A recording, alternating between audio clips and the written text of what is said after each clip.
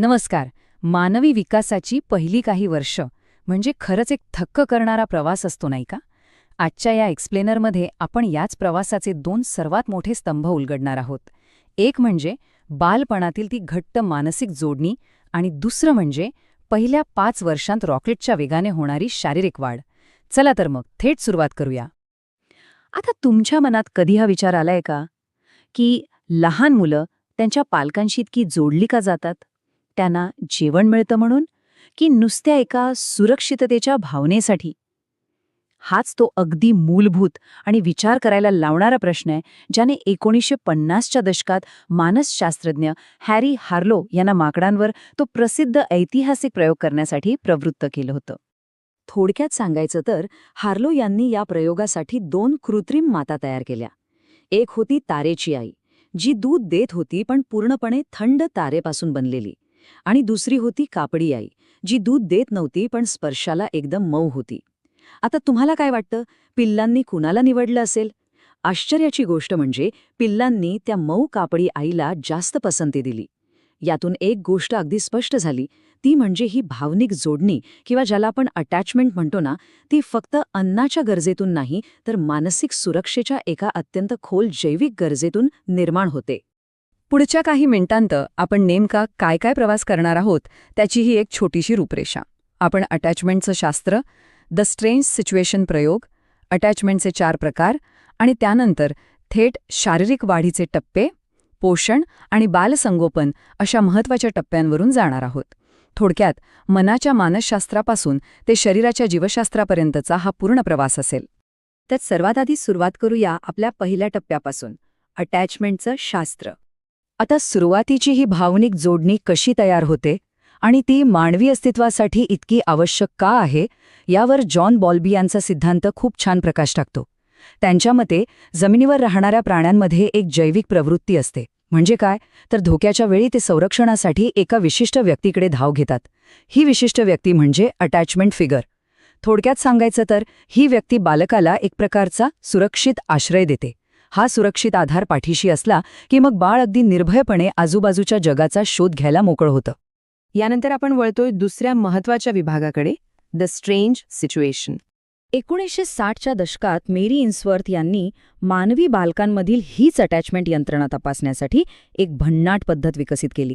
हा प्रयोग म्हणजे एकामागोमाग घडणाऱ्या घटनांची एक छोटीशी पण अतिशय रंजक मालिकाच होती. बघा, आधी एक अनोळखी व्यक्ती खोलीत येते, मग पालक खोली बाहेर जातात, मग पालक परत येतात, पुन्हा बाळ एकटंच राहतं आणि शेवटी अंतिम पुनर्मिलन होतं. पण या सगळ्यात सर्वात महत्त्वाची गोष्ट कोणती माहितीये?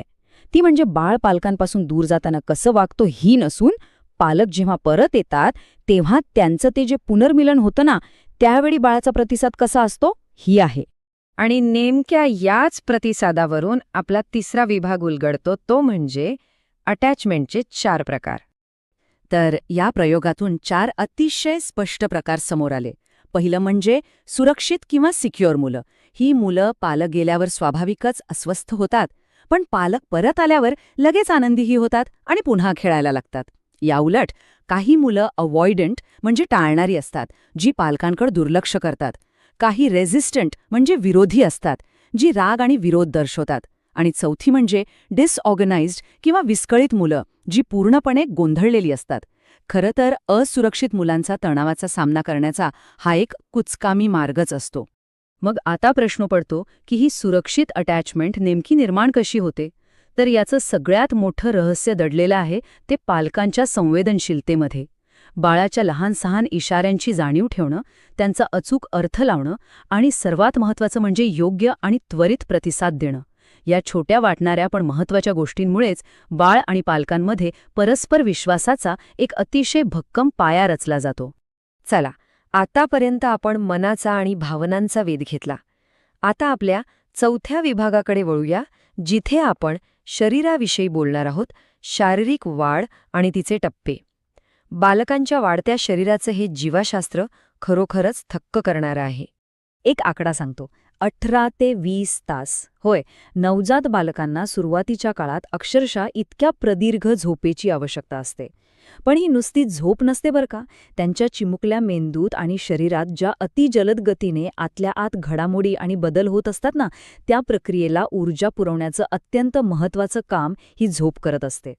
आणि या वाढीचा वेग किती प्रचंड असतो याचा अंदाज तुम्हाला यावरून येईल. जन्माच्या वेळेचं बाळाचं वजन अवघ्या 12 महिन्यात चक्क 3 पट वाढतं. हो, बरोबर ऐकलं, 3 पट! मानवी शरीराचा एका वर्षात होणारा हा बदल खरोखरच अफाट आहे. जन्मापासून ते पहिल्या वर्षापर्यंत बाळाच्या वजनात, उंचीत आणि विशेषतः डोक्याच्या घेरामध्ये होणारी ही वाढ पाहिली तर ती खरोखर आश्चर्यचकित करणारी असते. फक्त पहिल्या 60 महिन्यांचा विचार केला तर मानवी शरीर स्वतःची रचना किती वेगाने आणि अचूकतेने विकसित करत असतं हे यावरून अगदी सहज लक्षात येतं. आता एवढा प्रचंड वेग टिकवायचा असेल तर त्याला योग्य ऊर्जेची जोड मिळायलाच हवी, बरोबर? म्हणूनच आपला 5वा विभाग आहे पोषण आणि दैनंदिन सवयी. सुरुवातीचे 4 ते 6 महिने बाळाचं पोषण हे केवळ आणि केवळ दुधावरच अवलंबून असतं. पण जसं जसं बाळ मोठं होऊ लागतं तशी त्याच्या शरीराची ऊर्जेची गरजही वाढते. मग अशा वेळी भाताची पेज, कुस्करलेला बटाटा किंवा मऊ फळांसारखे घट्ट पदार्थ हळूहळू सुरू करणं अगदी आवश्यक बनतं. आहारातील हा बदल त्यांच्या शरीरासाठी अक्षरशः इंधनासारखं काम करतो. आता बाळ थोडं मोठं झालं, रांगू चालू लागलं की एक नवीनच आव्हान उभं राहतं. आणि म्हणूनच आपण वळतोय आपल्या 6व्या आणि शेवटच्या विभागाकडे, संरक्षण आणि बालसंगोपन.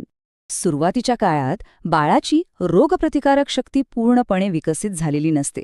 त्यामुळे गंभीर जैविक धोक्यांपासून त्यांचं रक्षण करण्यासाठी त्यांना वेळेवर लसीकरण करणं, जसं की जन्मता BCG, पोलिओचे डोस किंवा DPT, हे एका अभेद्य ढालीसारखं काम करतं.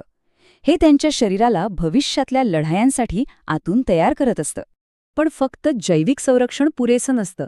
बाळ जेव्हा रांगायला किंवा चालायला लागतं तेव्हा त्या आजूबाजूच्या जगाचा शोध घेऊ लागतं आणि त्याच वेळी भौतिक धोके अनेक पटींनी वाढतात. अशा वेळी आपलं घर चाइल्ड प्रूफ करणं अत्यंत गरजेचं असतं. जिने सुरक्षित करणं, औषधं आणि लहान वस्तू बाळाच्या हाताला लागणार नाहीत अशा दूर ठेवणं या अगदी अनिवार्य गोष्टी बनतात. या सगळ्या प्रवासात एक अतिशय महत्त्वाचा संदर्भ मला तुम्हाला सांगायचा आहे. अटॅचमेंटची गुणवत्ता बाळ किती रडतंय यावरून ठरत नाही, हे नेहमी लक्षात ठेवा. बऱ्याचदा आपल्याला वाटतं बाळ रडतोय म्हणजे काहीतरी चुकतंय. पण बालपणीचं रडणं ही केवळ त्यांची प्रकृती नसते, तर तणावाला सामोरं जाण्याची ती एक नैसर्गिक प्रतिक्रिया किंवा धोरण असतं. म्हणूनच या संपूर्ण विश्लेषणाचा जर मला एका वाक्यात सारांश सांगायचा असेल तर तो असा असेल: निसर्ग आणि संगोपन ह्यांचा परस्पर संवादात सर्वात महत्त्वाचा ठरतो. शरीराची जैविक वाढ आणि मनाचं भावनिक संगोपन ह्या 2 काही वेगळ्या गोष्टी नाहीत, त्या एकाच नाण्याच्या 2 बाजू आहेत आणि एकमेकात अगदी घट्ट गुंफलेल्या आहेत. आता जाता जाता एका अत्यंत महत्त्वाच्या प्रश्नावर विचार करूया. जर आपल्या आयुष्याचे हे सुरुवातीचे काही दिवस आपला भौतिक मेंदू आणि आपल्या भावनिक अपेक्षांना इतका सखोल आकार देत असतील, तर प्रौढ वयात स्वतःचा अटॅचमेंट प्रकार नेमका काय आहे हे समजून घेतल्यास आपलं भविष्य कसं बदलू शकेल? विचार करा. बालपणातील या पायाभूत गोष्टी जर आपण नीट समजून घेतल्या तर आयुष्यभराच्या मानसिक आणि शारीरिक कल्याणाचा एक खूप मोठा मार्ग नक्कीच खुला होऊ शकतो. यावर नक्की विचार करा. हे विश्लेषण ऐकल्याबद्दल खूप खूप धन्यवाद.